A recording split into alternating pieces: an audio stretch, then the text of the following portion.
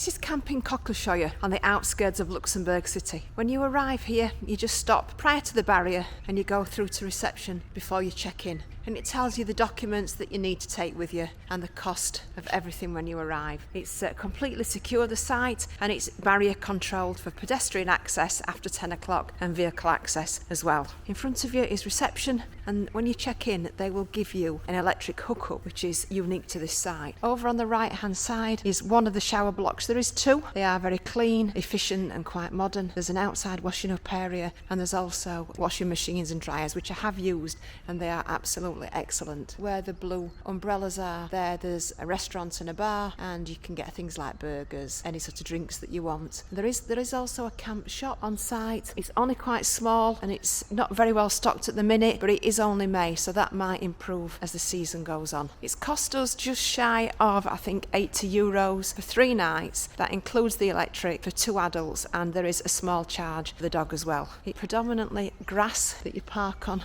which has caused 1 or 2 issues over the last few days because they've had an awful lot of rain. So as you can see, we are all parked long ways, just so we can get on and off the site without digging too much of the grass. There are little water points all the way along where you can get fresh water and waste, and there is also at the end a really good motorhome service point as well. So this site's got everything you could need, and only about 4 kilometres away from the actual city centre itself.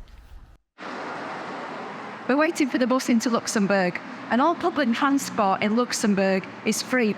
The buses look to be nice and clean. They run about every 10 minutes, and most of them run out, looking at the map to the side of me, out to a different park and ride, and they take you right into the centre of town. So we're on line number 18, which is straight from the campsite, and that takes us into the centre to a stop called Emilius, which is right at the side of the cathedral, which is exactly where we need to be. Emilius is the main transport hub for buses and trams in the city centre, both which appeared to be new. Poppy needed a muzzle to travel on the bus and the tram, but she's well used to that and likes the treats. Once in the city, you can see that the city is green, well maintained, with rather impressive buildings and a viaduct. If it's shops or anything to go by, Luxembourg City is quite an affluent place.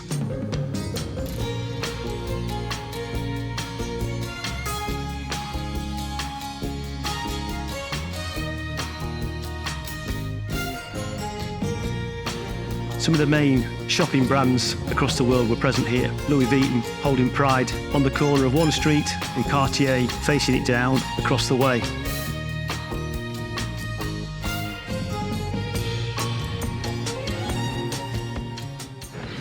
I'm outside the town hall in Luxembourg. I thought to give you some interesting information.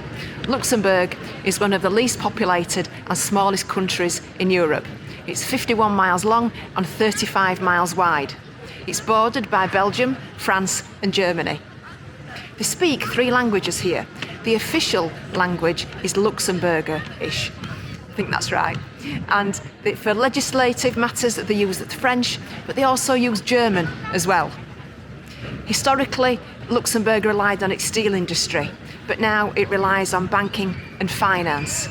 And it's the second biggest investment fund city or country outside of the USA. This is the main square in Luxembourg, and an excellent opportunity to capture some street photography and record what it's like to live and walk in the streets of Luxembourg City.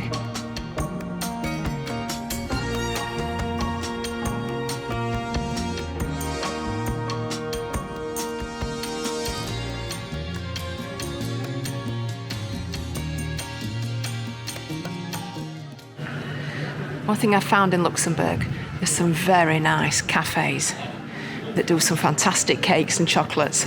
Walking through this area, one thing that struck me was the dummies in the shop window. They'd got sunglasses on and just looked like surveillance dummies, keeping people in view as they walked past. I imagined their heads turning and recording what people were wearing, like some giant shopping data collection service. It was quite amusing for a while.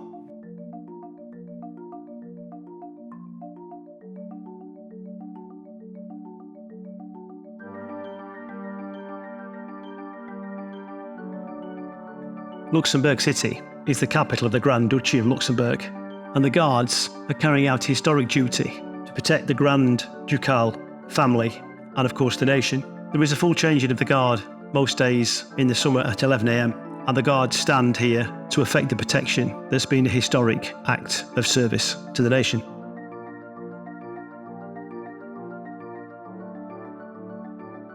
We enjoy street photography. Our reason for doing this is to capture what it's like to live in cities. So as we travel, you can see the difference in human occupancy of one city in one nation to another and make that comparison, hopefully leading to a better understanding of the culture that exists in that place.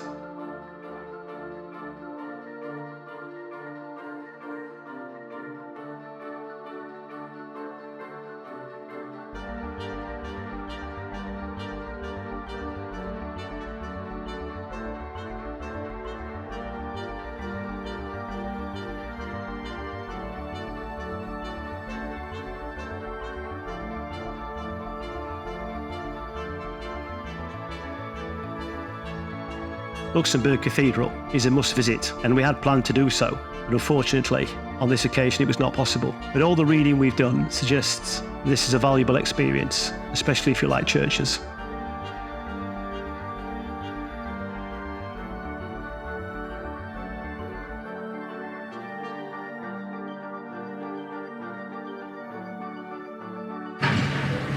There you go. If you find yourself in Luxembourg on the 20th of May, you can do a night marathon. Now, having done one marathon, and I have to say Martin's done 3, it's bad enough doing it during the daytime, never mind doing it during the night time.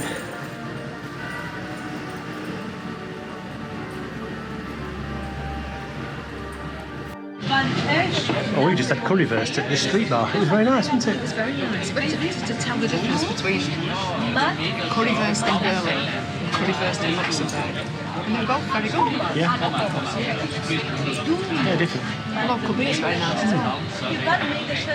It's fair to say that the weather didn't behave itself for the rest of the time we were in Luxembourg. So having set out the rain for a day, we decided to make a move. We set off down the road over towards Belgium, and what awaited us there, the Bastille in War Museum, something we were really looking forward to, and a special date which we'll tell you about in the next coming videos. Thanks for staying with us. Martin out.